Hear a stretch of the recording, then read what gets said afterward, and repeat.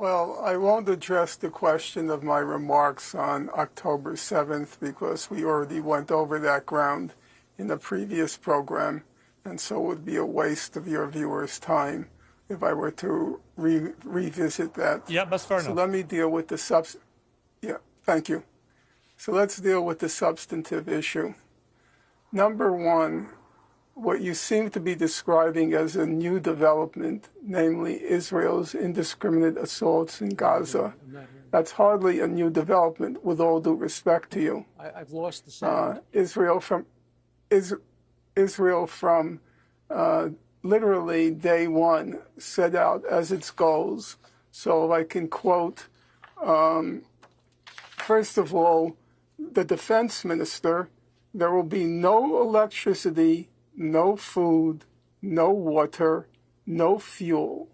Everything is closed. We are fighting human animals, and we are acting accordingly. Now, that was not directed at Hamas. That was directed at the entire population of Gaza. I think your listeners understand what is the consequence of denying a civilian population all water, all food, all fuel, and all electricity. It doesn't take a rocket scientist to figure out that that is a recipe for genocide. Number two, you quoted or you had on Douglas Murray, who made a distinction between what he called the deliberate targeting of civilians versus the indiscriminate targeting of civilians.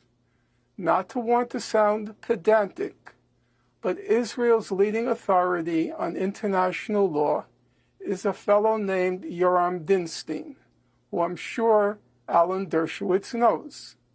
And Mr. Dinstein, or Dr. Dinstein, he stated that there is no fundamental difference under international law between the deliberate targeting of civilians and the indiscriminate targeting of civilians.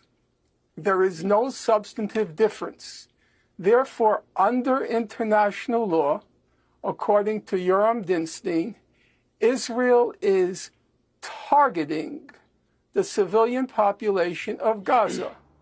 That's another indication from the get-go, not from yesterday, not from when it was revealed to President Biden, but from the get-go, Israel has been engaging in a genocidal war in Gaza.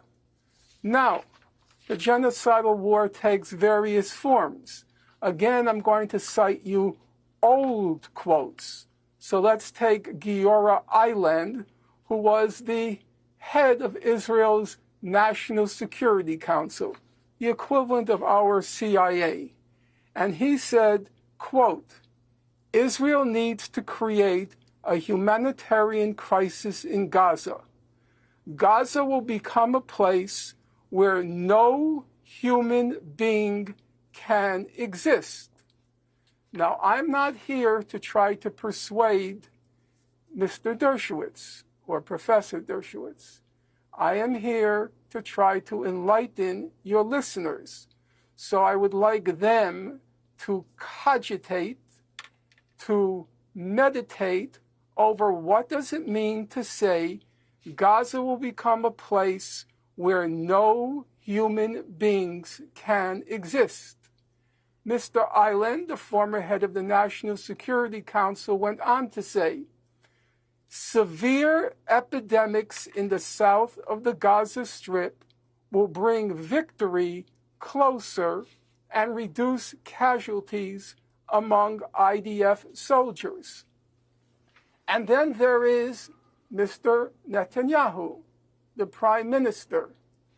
Not on one occasion, not from the spur of the moment, but twice in national addresses to the nation, very soberly, Mr. Netanyahu said remember what Amalek did to you. This is a war between the sons of light and the sons of darkness. Now, as Professor Dershowitz surely knows, because he attended Hebrew school, actually he grew up just a few blocks from me, or I should say I grew up a few blocks from him because he's older. He surely knows that in the midst of a war, in a country that is schooled in the Bible, that when you say your enemy is Amalek, then you are calling for the destruction, the killing of every man, woman, and child. So with all due regard to Mr. Dershowitz, I have to say this issue of human shielding is totally beside the point, because it doesn't even come into play in this particular situation.